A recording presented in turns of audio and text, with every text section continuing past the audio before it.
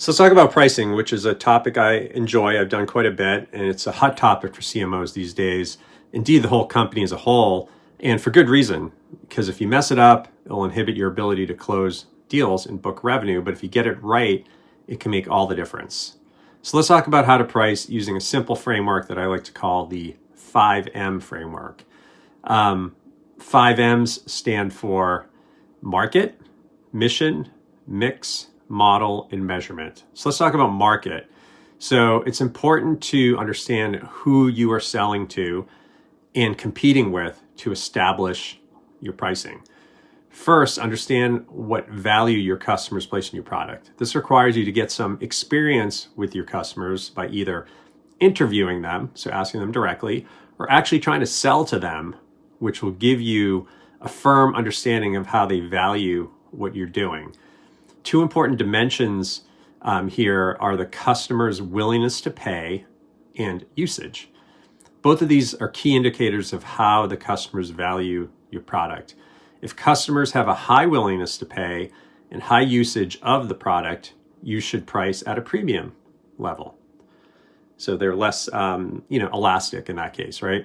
So if they have a high willingness to pay but low usage, this means that you need to think about how to make your product sticky in the organization, such as cross expansion into other departments to kind of get that critical mass of usage.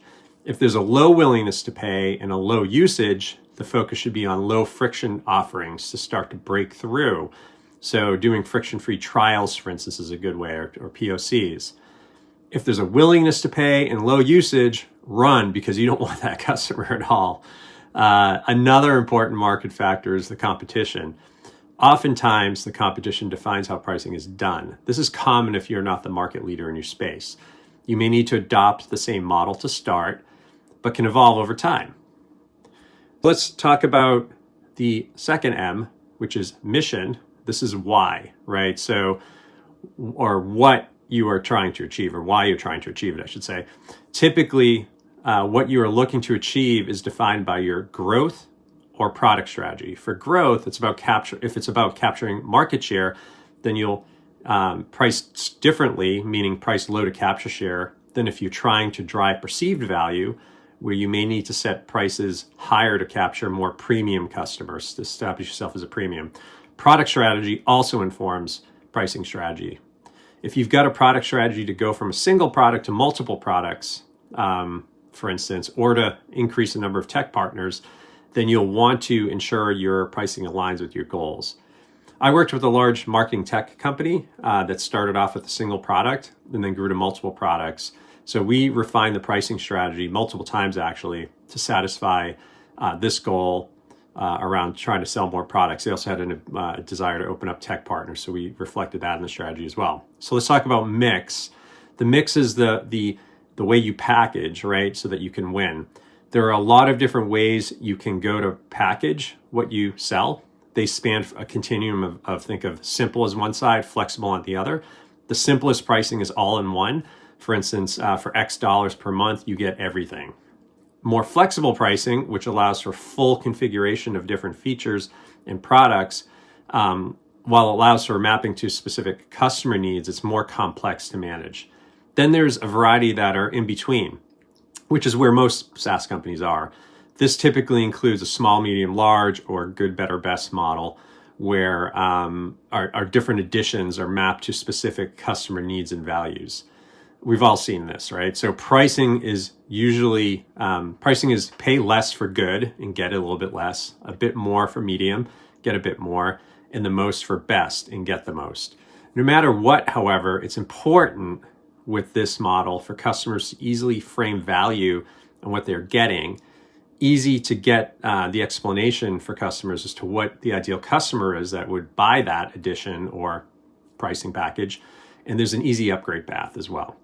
So let's talk about the model, right? The model or value metric you price is crucial. For instance, if it is the number of sessions, the number of SMS messages, the number of contacts, etc., or is it an unlimited usage? No matter what that metric is, it's important that customers can understand what number that is for their organization.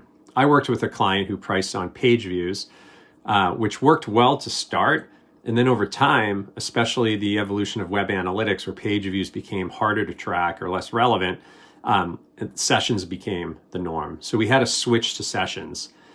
And also, please, please, please do not have too many metrics in how you price. This is not only very challenging to track, but also harder for customers to explain. For example, the customer I was referred to earlier had multiple products, each of which had their own value metric. For instance, page views in one product, session replay in another, each of which differed whether it was on a desktop or a mobile device, to add to the complexity, which caused a lot of confusion with customers, and it became a little bit harder to sell. We eventually had to standardize and simplify. Measurement is the next M. You want to make sure your pricing is a living and breathing framework. You do this by making sure you have a person and a team responsible for measuring and optimizing pricing, coupled with a set of KPIs that will track success over time, as well as qualitative feedback from customers and sales. KPIs that should be looked at include win rates, conversion rates, discount rates, attach rates, average renewal rates, and others. A person, usually within RevOps, should be responsible for tracking these KPIs and work with the person who leads pricing, typically that's within product marketing, to make sure that that is reflected and understood. A good pricing lead will ensure that they get good cross-functional input, including from sales, customer success, product, finance, support, and others. When I led pricing at a client of mine, we established a pricing committee that was responsible for reviewing pricing proposals that product marketing defined, as well as key metrics that informed how pricing was working. So next time you're defining a pricing strategy, remember the 5M framework. If you have any questions, please feel free to reach out. I'd love to hear from you.